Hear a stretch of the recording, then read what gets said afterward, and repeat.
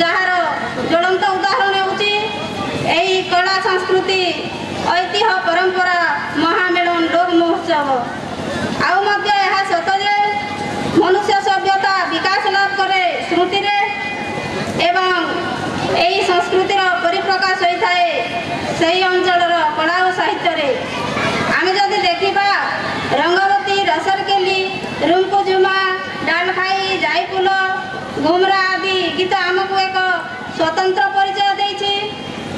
वर्तमान आमर कोसली भाषा रे निर्मित चलचित्र चीनी श्रेष्ठ चलचित्र पुरस्कार लाभ करिछि जा आम पई गौरवर विषय। तो शेषरे मु एतिकी कहबी जे माने एई अंचलर लोककला और संस्कृति विकास पई एई अंचल रे थिबा प्रतिभा मानकर विकास पई लोक महोत्सव भली प्लाटफर्म सृष्टि करजंती सेही उद्योक्ता मानक मोर अशेष अशेष धन्यवाद। भगवान को प्रार्थना करी एही भली कार्यक्रम आयोजन करबा पई सेमानन को अभिप्रेरित करि थांतु एतिकी कहि मोर वक्तव्य को विराम देउछि। नमस्कार। वंदे उत्कल जननी।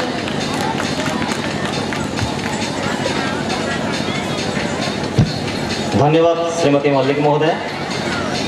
ये मंच आज 3 जन नेत्री को पाई जहाँ जना पड़ी ये अंचल निश्चित भाव में नारी जागरण सूत्रपात घटी। ये अंचल झील बहु मैंने आगे आसिले ये जना पड़ी ये मंच बसी 3 जन नेत्री उपस्थिति। मु परवर्ती आह्वान करी श्रीयुक्त सोमप्रसाद साहू महोदय को सांसद प्रतिनिधि कंटामाल मुझे निवेदन रखी वक्तव्य से संक्षिप्त समाप्त करेंगे।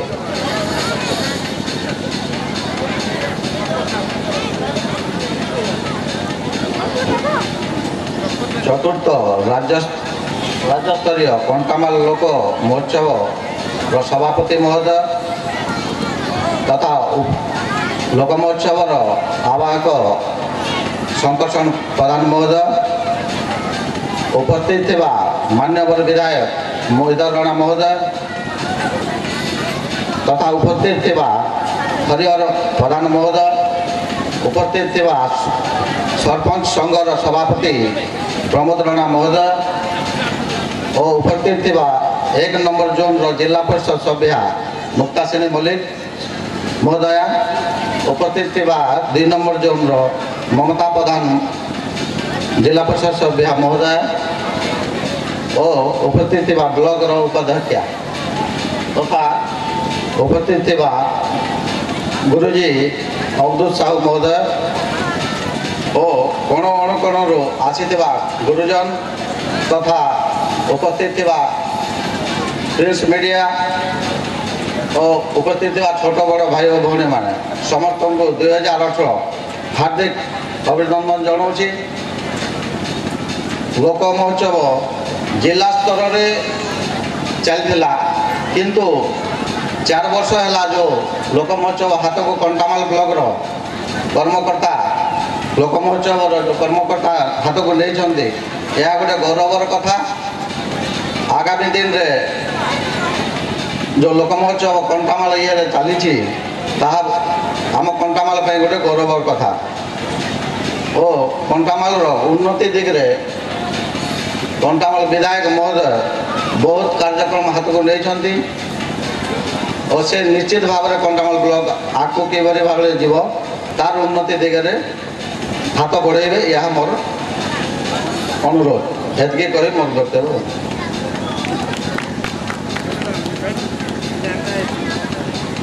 धन्यवाद श्रीयुक्त शंभु प्रसाद साहू महोदय। परवर्ती मु आमंत्रण करी ए मंचर युव नेता प्रमोद राणा महोदय को सरपंच रेंगाली से आसी वक्तव्य समाप्त करेंगे।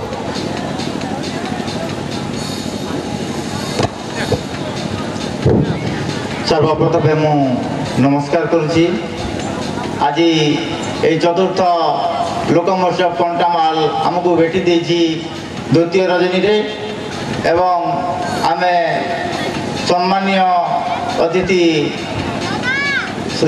मुख्य अतिथि भाव पाई आम मोहिधर राणा को एवं सम्मानीय अतिथि भाव पाई 1 नंबर जोन जिला परिषद मेंबर एवं 2 नंबर जून जिला परिषद मेंबर एवं कंटामाल ब्लॉक उपसभापति महोदय को एवं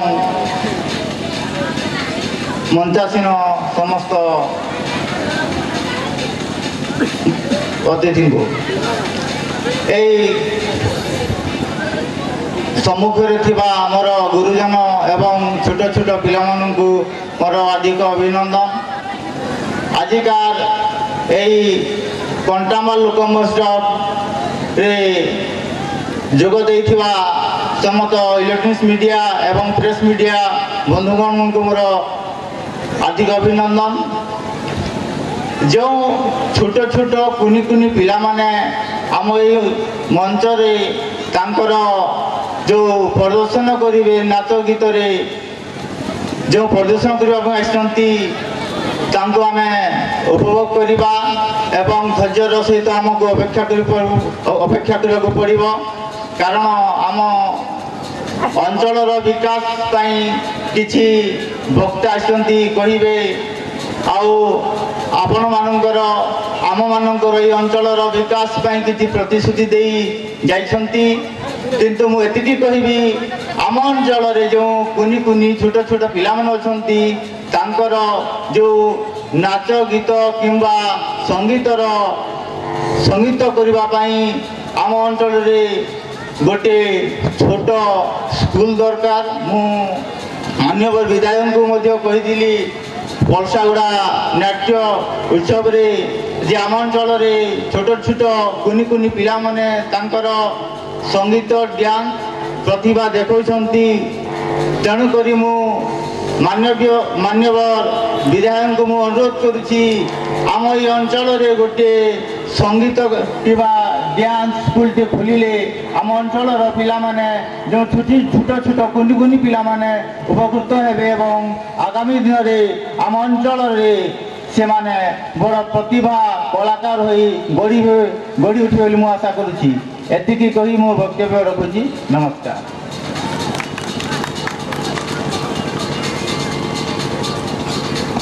धन्यवाद प्रमोद राणा महोदय। परवर्ती मुख्य आकर्षण मु अनुरोध करी ये बौद्ध जिलार ये कंटामाल माटीर विशिष्ट नाट्यकार श्रीयुक्त हरिहर प्रधान महोदय को आज मुख्यवक्ता अवसर मुख्यवक्ता परिप्रेक्षी में से आमको किसी वक्तव्य प्रदान करेंगे।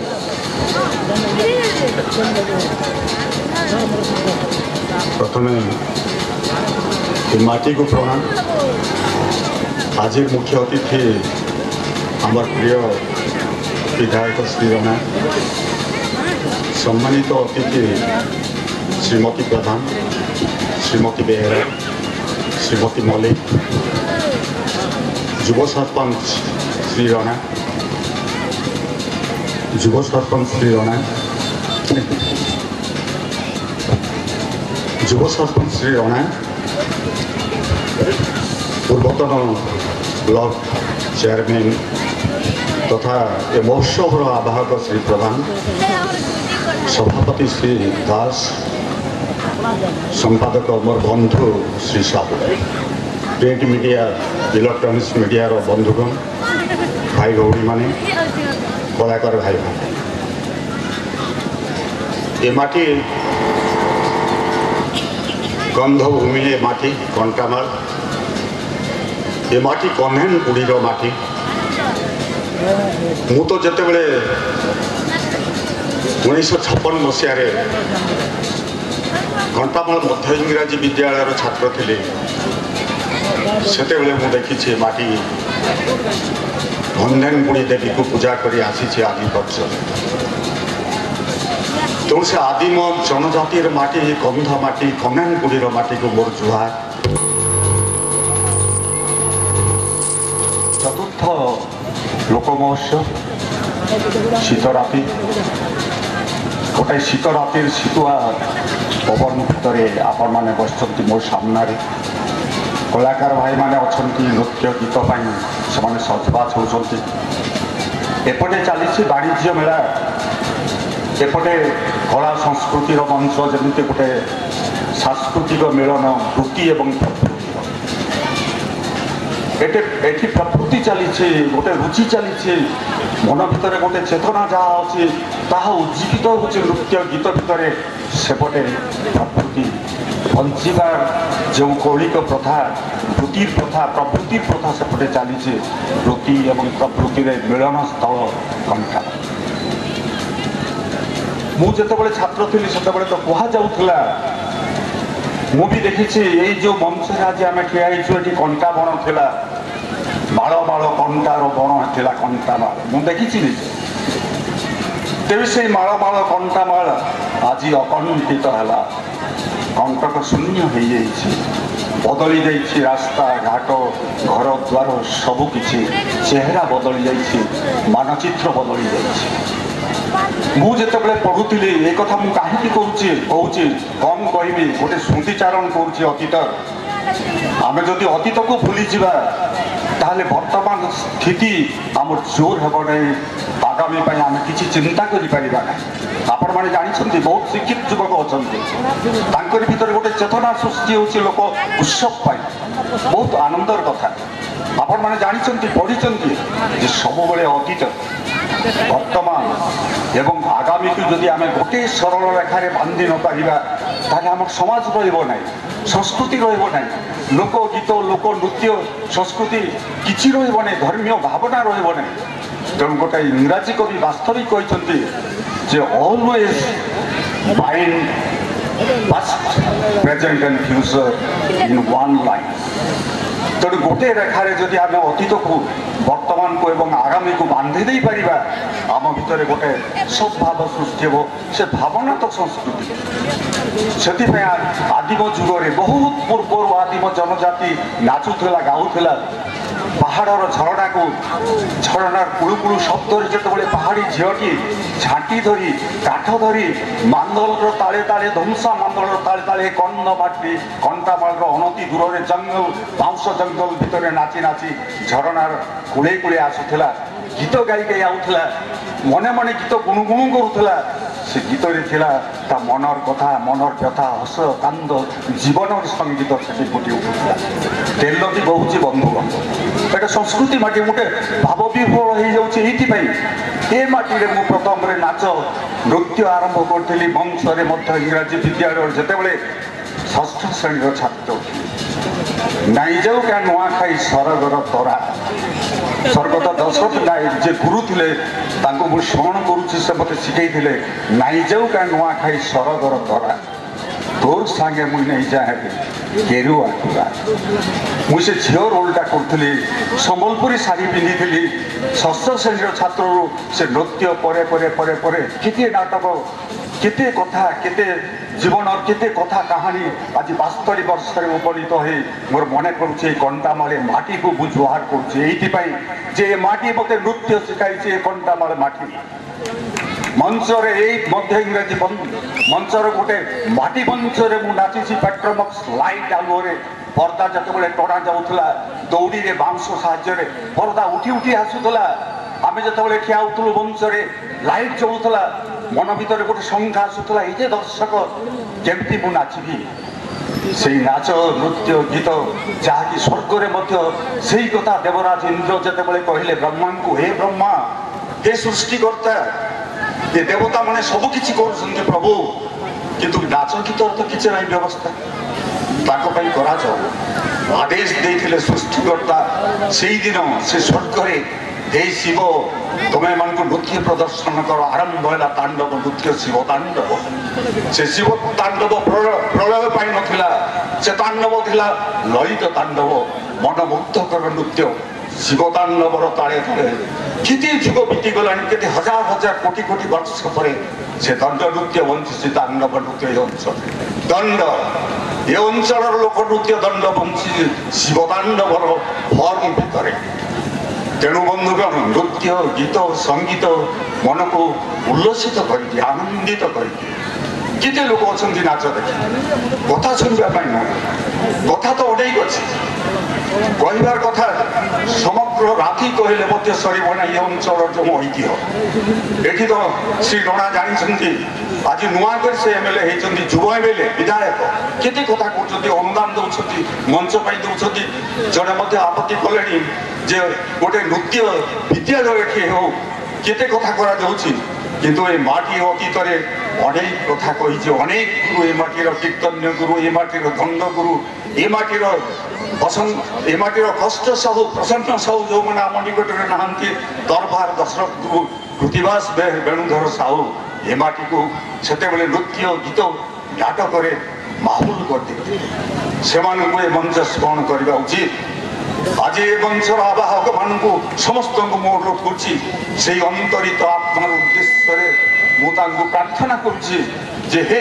ଗୁରୁମାନେ ତମେ ଚାଲିଗଲ ଆଜି ତମର ଶିଷ୍ୟମାନେ ଅଛନ୍ତି ନୂଆ ନୂଆ ନାଚ ମୁଁ ଦେଖୁଥିଲି ଗୋଟେ ଅନୁଭବ ମହାନ୍ତି ନାଚୁଥିଲେ କେତେ ସୁନ୍ଦର ନାଚୁଥିଲେ ଛୋଟ ଛୋଟ ପିଲାମାନେ ନାଚୁଥିଲେ 4 ଜଣ ପିଲା ଏଠିକାର ପିଲା ଅତି ସୁନ୍ଦର ସେ ତେଣୁ ସେ ନୃତ୍ୟ ଗୀତ ବଞ୍ଚି ରହୁ ଗୋଟେ ଚେତନା ଯାହା ମ୍ୟାଡାମ କହୁଥିଲେ ସେ କହୁଥିଲେ ଯେ ଆଜି ସବୁଥିରେ ବିକାଶ ହେଉଛି ଚାରିଆଡ଼େ ବିକାଶ ହେଉଛି କିନ୍ତୁ ଗୋଟେ ମାନବିକତାର ବିକାଶ ଦରକାର ବହୁତ ବଢ଼ିଆ ପ୍ରଶ୍ନଟି କିଏ ତାଙ୍କ ଭିତରକୁ ଆସିଛି ଯେ ମାନବିକତାର ବିକାଶ ଆଜି ନାହିଁ ଗୋଟେ ଆଗାମୀ ସମୟକୁ ଯେତେବେଳେ ଆମେ ଦେଖୁଛୁ एकविंश शताब्दीर आगामी समय को जितेबाला आम देखुचु से आम देखुचु गोटे अनिश्चित दुर्गतिर समय रास्तार तेरे आपण मान मात्र गोटे पद कहूँ युवक मान कहूँ मन पड़ जाऊँ गोटे कवि कथा कवि कही सिंहद्वार भांगुची भांगुची बलिष्ठ चेतनार स्वरटे स्फुरुची स्फुरुची वास्तविक बंधुगण सिंहद्वार भांगीगला राजा माने चलीगले मुक्ति हो गला देश आपण माने स्वाधीन हो गले समस्ते स्वाधीन छात्र स्वाधीन शिक्षक स्वाधीन कृषक स्वाधीन विधायक स्वाधीन प्रिंट मीडिया स्वाधीन समस्ते स्वाधीन किंतु से कवि कही चेतनार स्वरटी स्फुरुची स्फुरुची गोटे चेतनार स्वर शुणा जाऊँगी से चेतना हो मानविकतार चेतना संवेदनशीलतार चेतना मनीष मध्य मानविकता भरी रो तेणु ये युव बंधुगण जो मैंने अच्छा जो आवाहक अच्छा जो युवक स्वप्न देखुं आगामी वर्ष वर्ष धरी लोक महोत्सव ये अनुष्ठित होकर भितर यही चेतना सृष्टि हो मानविकतार चेतना संवेदनशीलतार स्वर ताहे मनीष ताही जीवन ताहे हूँ जीवन संगीत समस्त हृदय से संगीत अनुरणित हूँ चेतनार संगीत। नमस्कार।